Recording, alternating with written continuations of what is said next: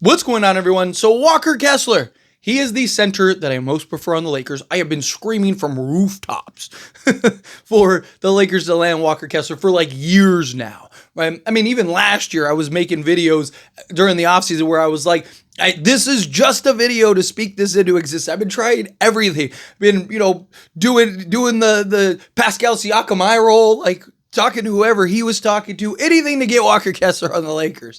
And there have been times where it looked like it was going to happen. There were times where it looked like it was getting close. And we are in one of those times once again. There is a ton of buzz about the Lakers landing Walker Kessler right now from all kinds of sources, all kinds of, again, it's one of those things where until it happens, I'm not going to get too high or too excited. But there were just literally reports coming out as I was getting ready to record this video that Utah may be looking at kind of clean slate and have made basically everybody on their roster available. Everybody. John Collins, Walker Kessler, Lauri Markkanen, you name it. That they basically, with Danny Ainge, when they brought him in, they kind of wanted to kind of pick a new direction, clean slate. They have the 5th pick. They might go that route.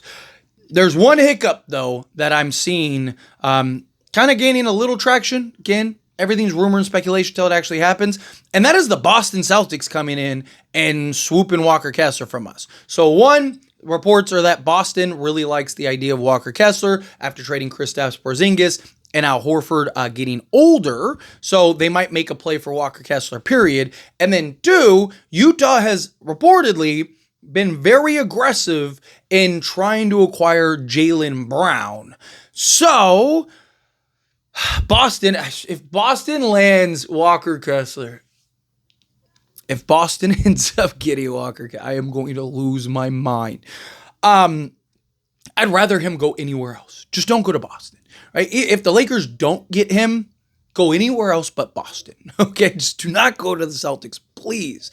But the Celtics are kind of like, seem to be the one hurdle just based on like the consensus information that is available. Ideally, if you're the Lakers, can you get multiple players, multiple pieces, right? John Collins, Lakers have been linked to, although there have been reports kind of conflicting, right? That like, hey, Lakers really want John Collins, pushing hard for John Collins. And then there was, clarification that like, hey, it's kind of been a little overblown, that the Lakers aren't heavily pursuing John Collins. My guess is probably somewhere in the middle. Usually it's how it works, like one extreme, the other extreme.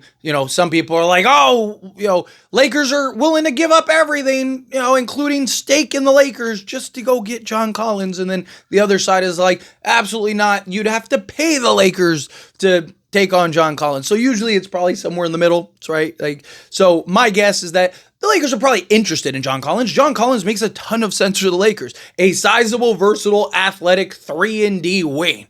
Right? A guy that can literally slot in 3 through 5 for you in small ball units and all of that and still maintain some size. A guy that has the athleticism to be that lob threat, alongside Luka. So you can go small and still have that outlet that Luka really likes. So can you pull something off where you could get a John Collins and a Walker Kessler? I don't know if the Lakers could pull something like that off. It also just depends on what are the Boston Celtics truly willing to take, right? I see a lot of talks and, there's been conversations for the last couple of years where it's like, Utah wants 3 firsts and all this other stuff for Walker Kessler. And to be honest, one, I've said this a million times. I don't know why they want to trade Walker Kessler for one. And two, they should want the farm. But what teams want and what they end up getting are two very different things, right? Alferne Simons is a great example of that. The Portland Trailblazers were trying to get multiple firsts for Alferne Simons, and he was just traded for Drew Holiday, and Portland had to give up picks in order to trade out Alferne Simons. Again, what teams want all the time and what teams actually get are two very different things, right? It also depends on what other teams on the market are willing to pay and offer him pony up. Also, again, Utah's going to have to pay him. He's going to be due a new contract. He's great right now because the Lakers are very limited on assets and players that they can send out and salary and all that stuff. So if you can get a cheap center, right, then that would be very beneficial to be able to make other moves, make other trades, right, even land a John Collins in the deal or whatever, right? You can make those moves, and then now you kind of have your another quality front court piece that could be a 3-and-D guy, and then your starting caliber center, where if you go trade for Nick Claxton, who's $27 million, you traded all your tradable salaries, and you gave up whatever assets you had to give up. Where a guy like a Walker Kessler, at least you could maybe get another guy rather than just one, or not if you just get Walker Kessler, right? You could do Dalton Connect for Walker Kessler, throw in the 2031 first, and another thing, I'm not against the Lakers overpaying. I've talked about this before. If it makes sense, right? Like the Mark Williams trade, for example. A lot of people were like, oh man, the Lakers are overpaying for Mark Williams. And it was like, well, yeah, but you got to understand, one, teams know Lakers desperately need a center. Two, he's a young center who already is a 20-and-10 guy. And three, it's like he's the guy that's going to be your center for the next 8 to 10 years, right? Like I wouldn't want to overpay for. Oh, and then also circumstances matter, right? A Nick Claxton, I wouldn't overpay for Nick Claxton because you kind of know what he is, right? A Mark Williams is still plenty of growth, plenty of upside, plenty of potential. Walker Kessler is another guy. I mean, he could be your center for the next 10 years and plenty of growth, upside, and potential, but he's also one of the best defensive centers in all of basketball, particularly at the rim. He does an excellent job of defending without fouling, all of that, right? So, again, like, it just depends on the circumstances and context. And Walker Kessler is one of those guys. So if Lakers have to give up Dalton Connect plus, their 2031 first and like a pick swap, basically what they were willing to give up for Mark Williams, then fine, do what you got to do. Do that. Right? And then now go try to make plays for, 3-and-D guys and stuff like, can you go get an Andrew Wiggins? No one's trading multiple firsts for Andrew Wiggins. So can you maybe turn a pick swap, like Rui and Gabe Vincent and a pick swap for Andrew Wiggins? Right? And then maybe you can go get a Terrence Mann, right? Can you maybe then go take Maxi Kleba and Shake Milton and go get a Terrence Mann? I think that's close. If not, it might be a little off, but you get the point, right? Like, can you go and make multiple moves for guys that, teams just kind of want the assets? It's like, hey, we're not going to really use a Terrence Mann, so let's get off of that. Or, a team like Miami where they're trying to supposedly preserve cap space to go sign Luka. Well, guess what? Luka ain't going anywhere. So if I'm the Lakers, I would go, hey, tell you what, let us help you preserve that cap space for Luka. Here, give us Andrew Wiggins and we'll give you the cap space, free up the cap space so you can go after Luka and then go sign him to that extension. And then, I'll be like, thanks for Andrew Wiggins. That'd kind of be my thoughts and hopes. But just in general, right? Like, I want the Lakers obviously need a center. If you have to do a gap year at the center position, then you do a gap year at the center position. But ideally, I'd prefer, I don't want the Lakers, my fear is the Lakers overpay for somebody that they shouldn't. Again, a Walker Kessler, fine. I'm okay with overpaying all day because, again, it's warranted.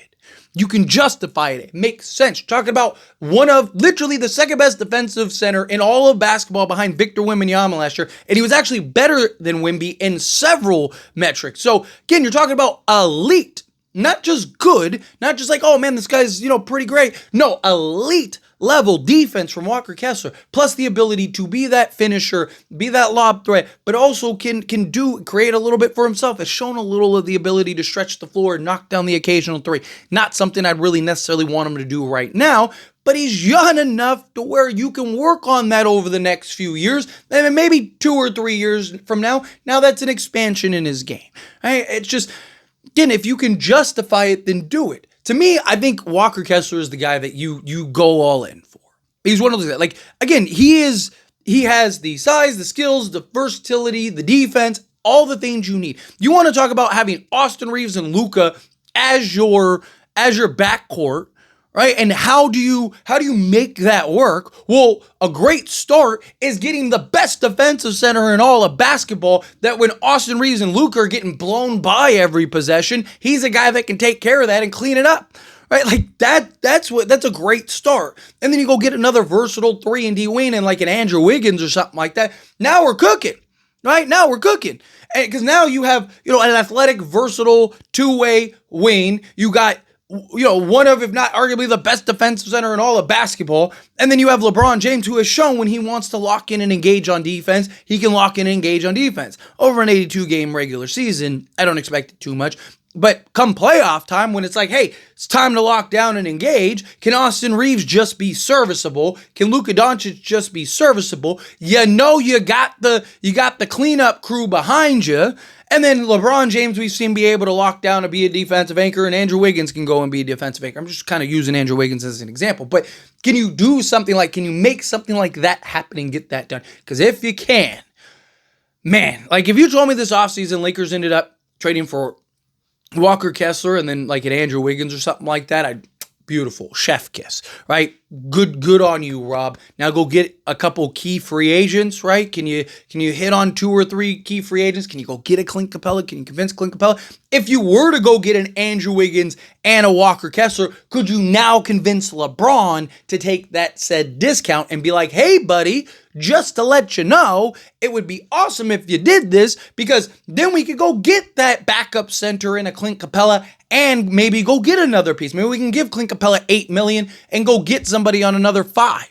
Because you can break it up, right? But you would need LeBron's help to do that. But again, Lakers have to prove to LeBron. Like, LeBron's just not going to take a discount on the kindness of his heart. You have to prove to LeBron. But let me know your thoughts and opinions down in the comments. That being said, if you haven't liked this video, hit that like button. Helps me out. If you enjoy these types of videos, truly appreciate it. Not subscribe channel, hit that subscribe button. Turn on the bell notifications. Appreciate y'all. See you in the next one. Thank you.